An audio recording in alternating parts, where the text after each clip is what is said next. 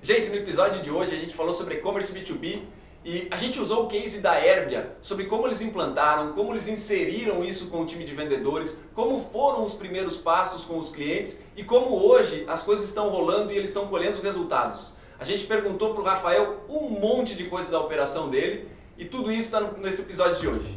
Bem-vindos ao Mercoscast, direto dos estúdios de gravação da Mercos em Joinville. Ouça dicas de venda, marketing, tecnologia e gestão, disponível pelo YouTube e podcast.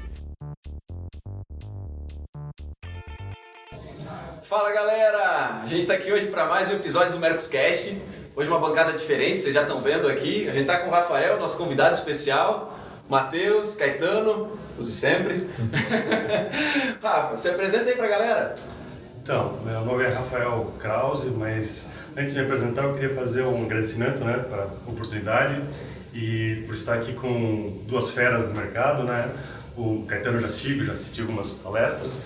O Fagundes eu acompanhei mais recentemente e até comentei com vocês na prévia aqui que quando eu falei para minha equipe, que é predominante mulheres, que eu falo cara da CEO da 2 Rios, elas ficaram loucas, Então, consegue lá um desconto pra gente, alguma coisa, mas enfim. Meu nome é Rafael Krause, eu sou atualmente o CEO do Grupo Herbia. O Grupo Herbia atua hoje em dia com o mercado de produtos naturais, orgânicos e veganos, mais especificamente com cosméticos, produtos de higiene e produtos de limpeza, E a gente tem 4 segmentos básicos. Importação, então a gente tem uma marca específica de absorvente feminino ecológico, a NatraCare, para o Brasil, com exclusividade. Tem a nossa marca própria, que a gente trabalha com vários produtos, desde maquiagem, cosmético e mais recentemente uma fralda ecológica que a gente lançou com a nossa marca. A distribuição, então a gente distribui 38 marcas no Brasil e é por isso que a Mercos convidou a gente para cá, porque a gente usa o produto da Mercos como ferramenta dessa distribuição. E o último segmento é a nossa loja virtual, nosso canal direto, que é a Loja Store, que é uma loja de referência de venda de produtos naturais, orgânicos e veganos no Brasil. Então, fiz resumir dentro do tempo, eu acho. Tá dentro do tempo, cara. Bom, antes da gente entrar para a pauta, deixa eu convidar a audiência, a quem está seguindo a gente, quem está acompanhando a gente, curte a gente lá no YouTube, no canal da Mercos, coloca um joinha lá para acompanhar a gente, se estiver curtindo. Ativa as notificações para também ficar sendo notificado quando a gente lançar episódio novo. E agora, vamos para a pauta. A conversa de hoje vai ser para a gente falar um pouquinho sobre e-commerce B2B. Para colocar todo mundo na mesma página, E-commerce todo mundo já conhece, loja virtual, lugar onde a gente pode comprar nossos produtinhos pela internet. E o B2B, business to business, Ou seja, é uma loja virtual onde empresas vendem para empresas. Simples assim, sem muito rodeio, E, bom, o Rafael está aqui hoje porque ele é um dos nossos maiores e melhores cases de uso de e-commerce B2B. Dentre outros tantos que a gente tem, mas o Rafael está aqui do nosso lado, aqui em Joinville, e a gente, traz ele pra gente gravar. E eu acho que seria muito legal a gente começar, Rafael, com você contando pra gente, pra toda a audiência, como é que você explora o e-commerce B2B hoje dentro da Herbia. Ok. A gente usa ele de duas formas, basicamente, Uma forma que seria como uma ferramenta que auxilia o vendedor em finalizar a venda com o cliente. Hoje em dia a nossa operação é toda inside sales, toda venda, televendas, A gente não trabalha com representantes, mas eu tenho certeza que a ferramenta também funciona para trabalhar com representantes. Mas então a gente usa ela como um auxílio, como uma forma de você melhorar o processo de venda, otimizar o processo. A gente com o B2B a gente consegue colocar o cliente mais perto do funil de fechamento, Porque você soluciona, esclarece uma série de dúvidas muitas vezes antes do vendedor ter que ligar para o cliente. Então, ele já tem lá foto do produto, já tem lá informações, política comercial, preço, tudo mais. Além do mais, você trabalha com um segundo sentido, que é a visão. Então, tu tem lá várias fotos do produto, Enquanto na televenda só tem a audição, só a voz, Então, ele auxilia o processo e joga o vendedor mais para o final. Então, esse é um item. Existe também a possibilidade do cliente fazer a venda totalmente automatizada. Ele faz toda a venda, cai para o vendedor, o vendedor só finaliza essa venda, liga eventualmente para tirar alguma dúvida e ele automaticamente entra no RP e entra no processo de faturamento, E futuramente, que é o que a gente espera, até ele faz até o final, até pode pagar pela ferramenta, que seria o mais automatizado possível. Então, hoje em dia, existe outro cliente, existe um terceiro cliente que ainda é um pouco avesso à ferramenta, talvez você vai perguntar no final, que ainda o vendedor ele faz ele coloca todas as informações no B2B e o cliente só recebe o orçamento para aprovação, né? Mas à medida que a gente vai caminhando com esse cliente e vai botando ele para conhecer a ferramenta, ele naturalmente, ele mesmo vai indo para essa questão mais mista ou às vezes fazendo o pedido totalmente sozinho, né? Então essa é a forma que a gente trabalha. Existem ganhos no processo da automação, o vendedor não precisa mais redigitar, a mesma coisa acontece com o representante, quando ele vai visitar o mercado, depois ele tem que chegar ou à noite no hotel ou no final de semana, ele tem que passar esses pedidos para a indústria e ele tem que fazer isso geralmente hoje em dia digitado, ou mesmo que seja por WhatsApp, ele tem que tirar do WhatsApp, botar lá o e-mail e botar no sistema da indústria. Com o Mercos ele faz isso automaticamente, porque o cliente já cria o pedido dentro da plataforma que integra com o RP da nossa empresa. Então tem esse ganho. Os vendedores também põem conseguem fazer uma agenda de prospecção, tipo um mês depois de um pedido ou 15 dias depois fazer um acompanhamento pós-venda ou tirar um segundo pedido. Então ele auxilia muito nesse dia a dia do vendedor, né? Então basicamente é isso. O que é interessante também comentar que o nosso mercado, não sei se são todos, mas os lojistas, geralmente os pequenos lojistas, eles tendem a fazer os pedidos fora do horário comercial, porque ele está no dia a dia dele, às vezes ele é o cara que está lá na operação, né? Então, geralmente ele faz o pedido e o dado que eu tive agora num evento do e-commerce Brasil é que 20 a 30% dos pedidos são feitos à noite. O cara vai para casa, toma um banho, janta e daí ele abre o computador dele e vai fazer o pedido e manda um e-mail para o vendedor ou para o representante. Se você já tem uma plataforma que já manda direto para a empresa, tu ganha tempo nesse negócio, né? Então essa plataforma ela vem para ajudar tanto o vendedor da empresa ou o representante para acelerar esse processo e chegar de sair mais rápido e ganhar escala no processo. Hoje é perceptível que a tua principal esteira, né, do teu processo de venda está sendo o e-commerce, para captar os pedidos e tudo mais. Ele serve também como um apoio para o teu vendedor, né, para ele conseguir guiar o cliente. Ô, Matheus, Caetano, vocês já participaram de projetos envolvendo e-commerce B2B? Como é que vocês veem essa correlação dos projetos que vocês participaram com a forma que o Rafael tem utilizado, explorado o e-commerce B2B na Herbia? Vocês conseguem ver alguma correlação ou, enfim, o que aconteceu de diferente nos projetos de vocês? Quer falar, Matheus? Pode ser. Bom, já tem alguns projetos que eu acompanhei. Aqui no Brasil eu coloco que ainda são poucos. Eu vi ainda realmente menos, mas vi uma evolução já desse processo, assim como é o e-commerce também. O e-commerce em alguns mercados mais maduros, eles também já começaram a se desenvolver, já estão muito mais, colocar assim, práticos e com resultados mais expressivos.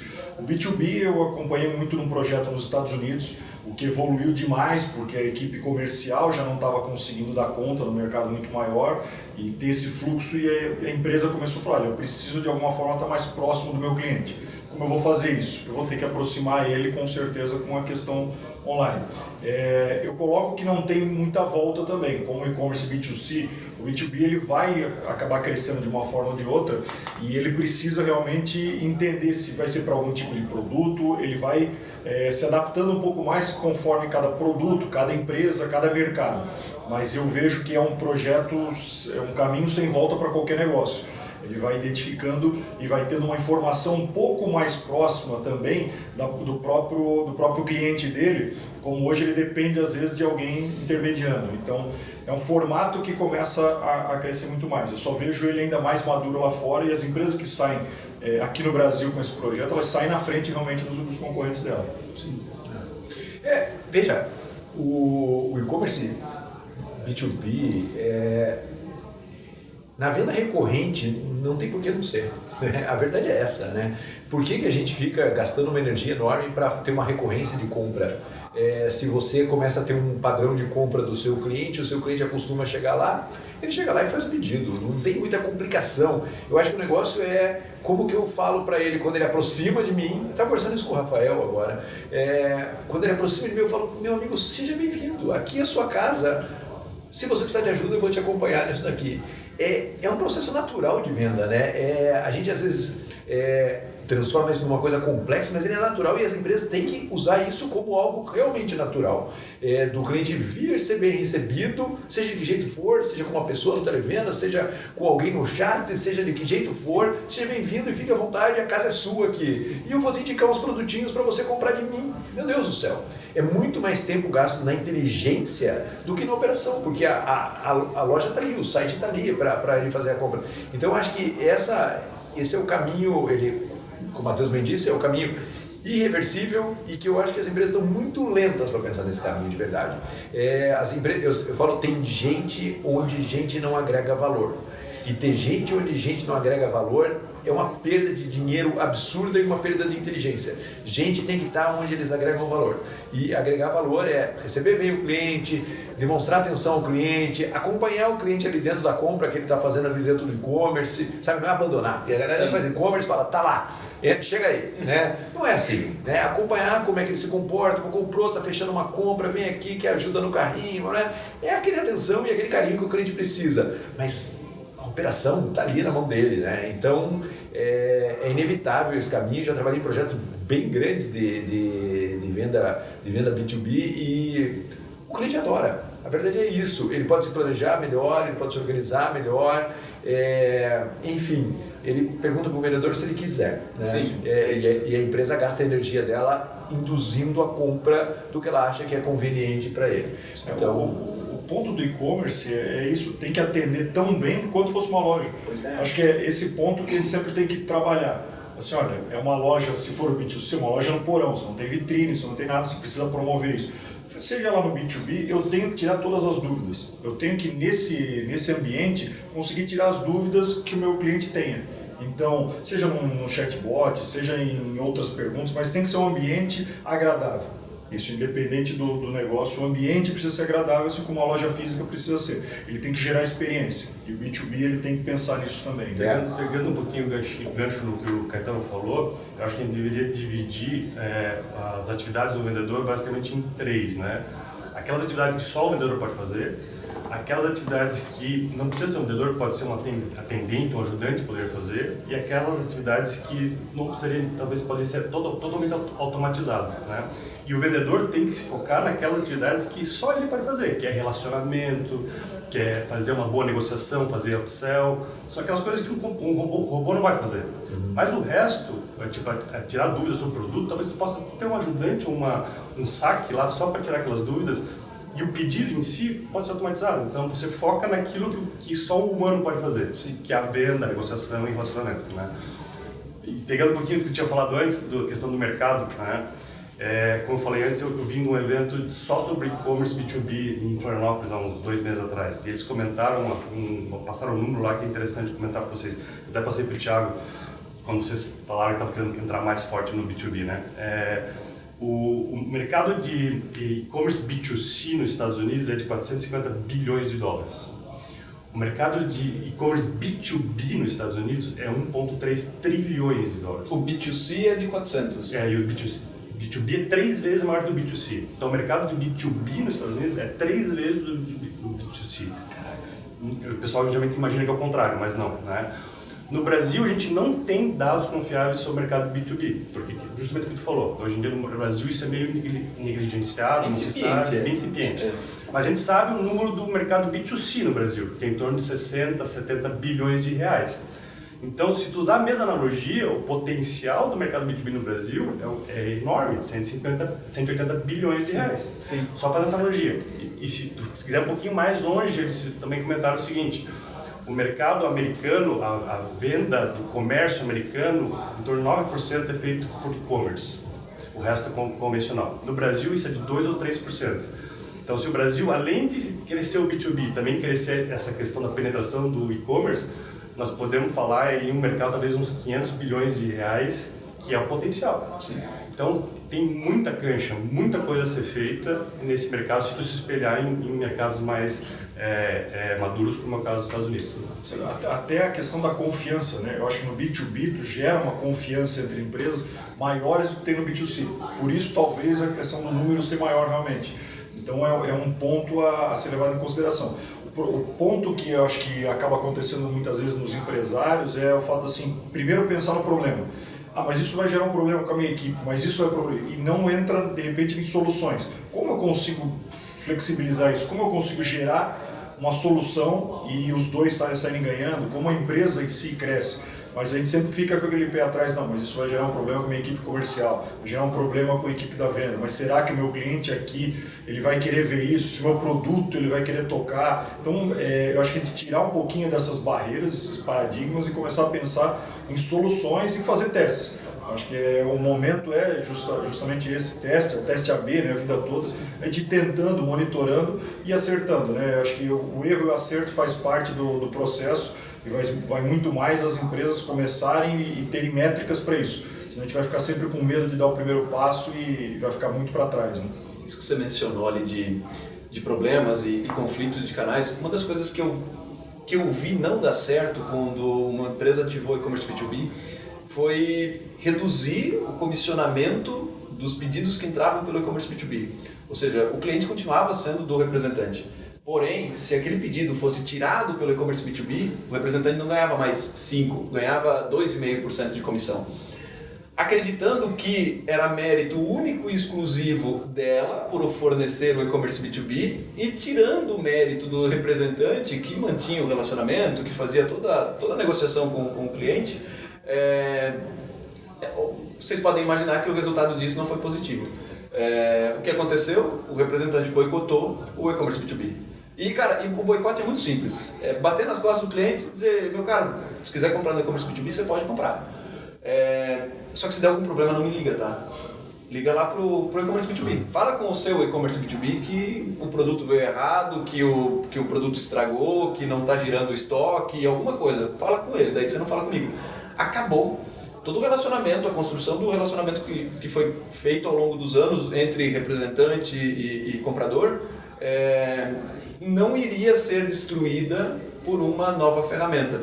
Ou seja, para o empresário fica o sentimento de que o e-commerce B2B não funciona, que, poxa, eu coloquei, mas aqui não funcionou comigo. Só que pelas tantas, quando você vai olhar, no fim das contas, a gente teve um erro de estratégia, que foi de desabonar a atividade do vendedor. Eu queria até perguntar, enfim, explorando principalmente o Rafael aqui, que é nosso convidado, mas o Matheus e o Caetano também podem contribuir. Cara, o que você deu de cabeçada quando você começou com o e-commerce B2B? Tua ideia era A e a realização foi B. Deixa eu pegar um pouco o exemplo do que tu falou, né? Primeiro que eu acho que por causa de 2, 3% de redução de comissão, eu acho uma mesquinharia da empresa fazer isso, porque o grande ganho do que eu vejo do B2B não é na redução dessa questão. Eu acho que os ganhos são em outros que eu vou comentar agora, né? O Caetano talvez saiba melhor, mas hoje em dia o representante ele atinge um certo cliente baseado num ticket médio que o cliente tem. Porque aquela compra tem um custo e ele vai até onde o custo, e a empresa vai falar para ele até o preço mínimo, que ele pode, o pedido mínimo, que vale a pena o cara se deslocar e ir lá e visitar o cliente e tirar o pedido, né? Hoje em dia, com a ferramenta B2B, você consegue atingir clientes que eventualmente o representante ia visitar uma vez a cada 6 meses. Né? Perfeito. Então ele vai lá, se apresenta, faz a primeira apresentação, mas depois a manutenção disso ele faz via B2B. E ele não precisa ir lá toda hora. Então, aquele cliente, por exemplo, que antes o pedido mínimo era para tirar um pedido de R$1.500, R$2.000, ele consegue talvez fazer uma venda um pedido mínimo de R$500. Então ele não só consegue dar um atendimento de remoto, como ele consegue atingir clientes que antes não poderia, porque antes ele só poderia visitar um cliente que tira no mínimo R$1.500. Agora ele pode pegar um cliente de R$500 porque ele tira do escritório dele, né? Então tu aumenta a capilaridade do atendimento. A outra questão é a questão geográfica também, né?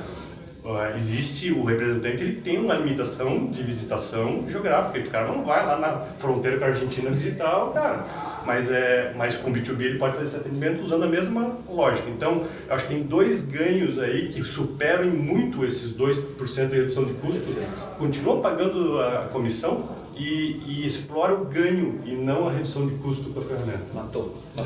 Olha, esse é um assunto desgraçado, para falar português correto, né? Porque as empresas, elas veem muito isso, né? Opa, o cara vai comprar lá, então eu vou achar 0,5% porque eu tenho um custo aqui dessa operação, e quando a operação é grande, esse 0,5% ele é sofrido ali dentro da empresa. Eu acho que o negócio é como o representante pode ajudar nesse cliente que compra por e-commerce. Né? Esses dias eu estava falando com um pessoal que estava fazendo um marketplace B2B malucão lá, um negócio espetacular. E aí eles foram me fazer uma visita porque queriam trocar uma ideia e eu falei assim, cara, quanto está custando cada pessoa que vocês têm que atrair, cada ponto de venda que vocês têm que atrair, né? E aí, cada vez custando mais caro. E eu falei, pô, vocês já pensaram que daqui a pouco vale a pena você ter uma equipe de promotores do seu marketplace na rua? Eles, pô, mas isso é o passado. Eu falei, é o passado quando custava muito pouco para você atrair tráfego. Hoje, se você custa caro atrair tráfego, eu posso ter divulgadores. Então, é assim, o que eu faço com o meu representante para que ele apoie esse processo? E não só apoie deixando o cliente comprar. Eu preciso criar uma estratégia e treinar o meu vendedor para que ele chegue no cara e fale, vamos fazer juntos aqui? E a hora que você treina o representante para ele sentar junto e fazer junto, ele fala, poxa vida, isso daqui é legal. Porque o grande problema é que você fala para ele assim, ó, agora não, aqui, deixa que esse cara está comprando aqui. E você tem que falar, e você tem que ressignificar e explicar para ele o que ele tem que fazer. Só que as empresas não param para pensar nisso, né? Elas param para falar, não precisa mais, esse cara está comprando já. Não, vá lá e estimule uma vez por mês, ponha ele não na sua rota de visita, mas na sua rota de contato telefônico, ou seja, use o representante para que você não tenha que tirar a comissão dele, porque eu também acho que é absolutamente desnecessário, para que ele estimule esse canal seu, mas use, porque geralmente eles põem o B2B e falam assim, ó, tá aí. O cara fica olhando e fala, ei, cara, esse negócio vai me comer, né? Esse negócio vai me pegar. E ele fala, e a empresa não cria maneiras de você estimular o seu cliente a comprar. Veja, a gente lá na Venda Mais faz 1 milhão de treinamentos online em EAD, nunca fizemos um treinamento para ensinar um vendedor a estimular o cliente a comprar no B2B. Você vê que é um negócio muito recente isso daí. Porque você fala assim, ó, quando ele não quiser comprar de você, ele compra lá. Parece que lá é um lugar, é qualquer ponto no... Não, cara, quando ele comprar de você, ele compra lá, e quando ele comprar lá, eu vou te avisar, e você vai ligar para ele e vai falar, que bom que você comprou lá, vale seus 3%. Né? Esse redesenho da função, que cada vez mais o líder de qualquer área está tendo que ser um estrategista, né? O cara está tendo que ser malucamente um estrategista. Tem que pensar, cara, como é que eu uso esse representante? E como é que eu dou trabalho para ele valer os 3%, né? E tem muito trabalho para ele fazer. É o engajar, né? Acho que tudo isso, assim, tem que engajar essa equipe. Como vai engajar esse vendedor com essa nova plataforma? Porque a primeira preocupação do dono da empresa é, aí ele não vai mais vender, ele vai ficar em casa e vai ficar recebendo. Não é isso a gente tem controle, né? Tem gestão para isso. É realmente se complementar, ele vai estar em outros mercados, outros clientes, ele vai estar dando suporte. Isso é um crescimento para a empresa e não ficar pensando naquele 0,5%, 1%, que pode estar economizando e gerando essa barreira e criando boicote e sim pensar em desenvolvimento. Porque pode vir muita ideia interessante da própria equipe. Sim. Olha, o cliente está comentando isso daqui, ele não comprou online por causa desse detalhe, vamos fazer esse ajuste aqui, vai me ajudar nesse processo também.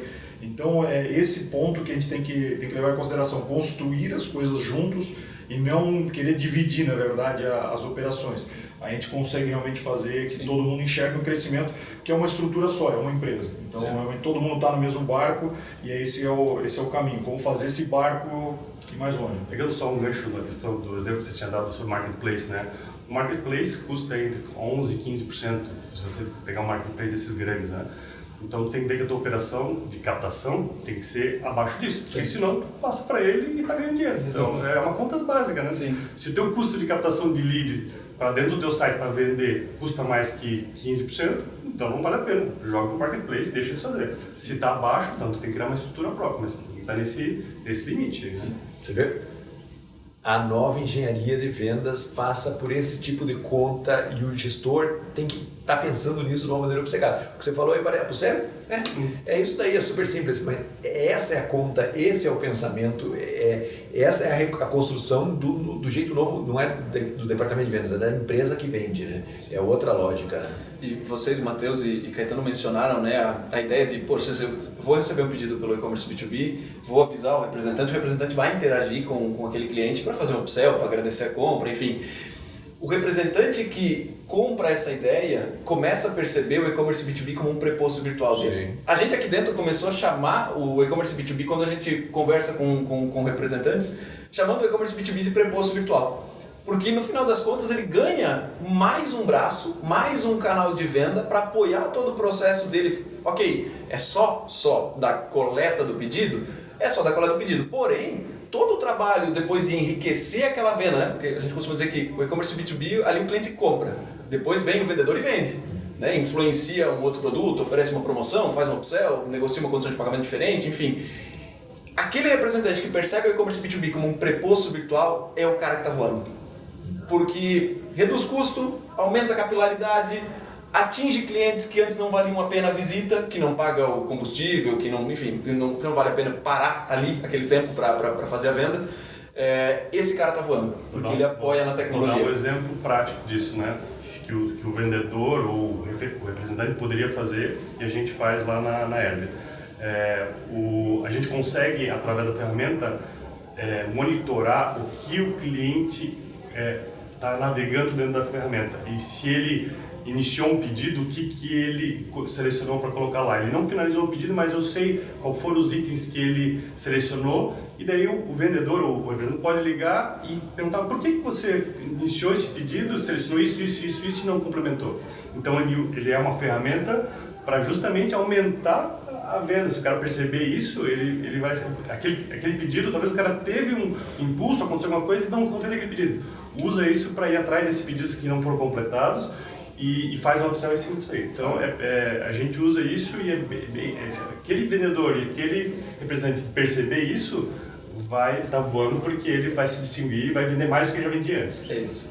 E, cara, como é que foi o pontapé inicial? Assim, a gente começou o papo falando dos benefícios e tudo mais, mas eu queria regredir um pouquinho no papo. Para aquele alguém da nossa audiência que agora se convenceu em usar um e-commerce B2B, experimentar um e-commerce B2B, enfim, enveredar por esse caminho, como é que foram os teus primeiros passos do lançamento, o quebra-gelo com o cliente? O que você fez na Herbia? Eu tenho dois perfis de vendedores lá, né? Tem um vendedor mais tradicional, essa pessoa, é claro que ela tem uma facilidade para relacionamento e talvez tenha uma dificuldade um pouco mais para absorver essas ferramentas novas, e eu tenho outro perfil que entrou mais comprou mais a ideia, né? E eu também tenho o contrário, eu tenho o lojista, que é um lojista, como eu disse no início, que é aquele lojista que não quer a ferramenta, e daí o vendedor tem que fazer todo o processo, sai um orçamento para ele aprova. Tem aquele lojista que já está fazendo em conjunto, e tem aquele lojista que já é mais descolado digitalmente, que ele quer fazer sozinho e não quer incomodar. Cada caso tem que ser tratado de uma forma diferente, e é um processo de mudança que tu tem que fazer dia a dia. Tu tem que levar o cliente a experimentar as 3 fases. Não adianta querer pegar aquele cara que não quer fazer e querer mandar direto para a automatização do pedido. Não vai fazer. Tu tem que fazer 1, 2, 3 vezes junto com ele. Daí ele aprovou, gostou, daí depois ele começa a fazer sozinho, né? E o mesmo caso com os vendedores internos. Eles começam a usar, às vezes com auxílio de alguém, vocês auxiliando, ou outra pessoa da equipe auxiliando, e ele começa a ver os benefícios e começa a gostar e começa a caminhar. Então, meio que tem que aprender fazendo. Então o vendedor foi o principal promotor da ferramenta? Os vendedores, a gente teve algumas pessoas que compraram mais a ferramenta porque tem um contato maior com vocês e tudo mais. Essas pessoas internamente promoveram, né? Sim. E é claro, e eu também gosto da ferramenta, então promovi isso internamente, né? Então, mas tu vai ter os dois tipos e tu vai ter que saber lidar com os dois tipos, né? Perfeito. Bom, gente, em 30 minutos a gente não esgota a pauta. Passa rápido. Tem bastante coisa que eu até queria abordar, mas não tem como para a gente conseguir. Eu acho que a gente vai ter que fazer um segundo episódio, e se bobear a gente chama o Rafael de novo para compartilhar com a gente. Será um prazer. Bom, gente, quem assistiu até aqui ainda ficou com alguma dúvida, tá a fim de fazer um comentário, posta aqui, comenta aqui no vídeo. A gente está acompanhando tudo e serve para a gente também enriquecer as próximas pautas, inclusive para fazer um próximo episódio para falar de e-commerce B2B. A gente já agradece com as dúvidas da audiência. Então é isso, gente. Quem curtiu o episódio, dá um like aí no vídeo, acompanha a gente nos próximos. Até mais. Valeu, gente. Até mais. Próximo. Valeu. Tem alguma sugestão de pauta, crítica ou comentário? Mande e-mail para mercoscast@mercos.com. E até a próxima!